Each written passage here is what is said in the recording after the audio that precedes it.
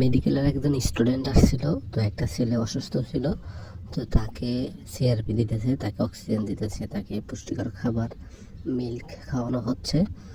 তো খুবই অসুস্থ হয়, ছেলেটি খুব অসুস্থ হয়, মেয়েটি এসে মেডিকেল থেকে এসে তাকে সেবা করছে। আপনারা দেখবেন অবশ্যই, তার সেবা করার ধরনটা অনেক অত্যন্ত চমৎকার।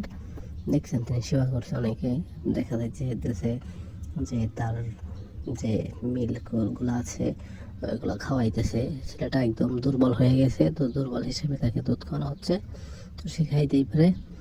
তারপর বিভিন্ন সময় বিভিন্ন কিছু খাওয়ানো হচ্ছে, বিভিন্ন কিছু খাওয়ার চেষ্টা করছে এবং আরও স্পেশাল কিছু খাওয়ানোর চেষ্টা করতেছে। এবং অবশেষে ছেলেটা ইঞ্জেকশন নিতে ভয় পায়, তাই ছেলেটার ইঞ্জেকশন মেয়ে নিতে চাইতেছে। তো ছেলেটা ইঞ্জেকশন দেওয়ার জন্য প্রস্তুতি নিতেছে। দেখেন তারা একটা প্রিপারেশন নিতেছে কীভাবে ইঞ্জেকশন দেওয়া যায়, তো সেই হিসাবে তারা ইঞ্জেকশন নেওয়ার জন্য একটা প্রস্তুতি নিতেছে। তাদের ইঞ্জেকশন, ছেলের ইঞ্জেকশনও শক্ত হয়ে গেছে এবং মেয়ে ইঞ্জেকশন নেওয়ার জন্য প্রস্তুত হয়ে গেছে। দেখছেন একটা মেডিকেল স্টুডেন্ট, সে নিজেই ইঞ্জেকশন নেওয়ার জন্য পেশেন্টের কাছে আসছে। পেশেন্টকে সে ইঞ্জেকশন কে দেবে, সে নিজেই ইঞ্জেকশন নিতে আসছে।